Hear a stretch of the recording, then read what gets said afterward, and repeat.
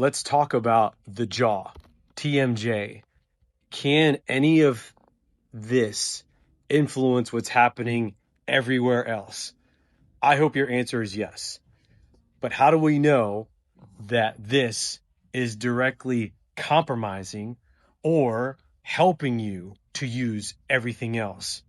Well, what I found is if I can have someone bite down or bias a certain side while trying to test their extremities in a very specific plane, this isn't a guessing thing, so we got to make sure when we build out their profile, we can lead to a certain direction that helps us know, is the jaw when you're turning your head, when you're using your shoulder, when you're pushing down on your foot, when you're swinging your golf club, swinging a baseball bat, throwing a pitch, or performing in any sport, is it involving when you bite down? But here's the big question. Before you perform one of these tests, we call them QMAMCs, these qualitative manual assessment of motor control.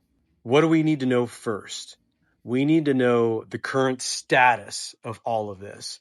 And we need to know that the thing that we're going to indirectly test with this, biting down or biasing your left or right bite down, TMJ clench, is this solid or my other shoulder or my hips? Because if that's not working very well and the entire system state is very low quality, you might get a false positive, correct? But if you do, and this does show up, what do we do next? How do we make the system perform better at a higher quality? That way, when you do go out and you perform, and it's very subconscious because you're not thinking about turning your head, extending your back, externally rotating your shoulder, and then everything down your kinetic chain. No, you're just going to perform and go.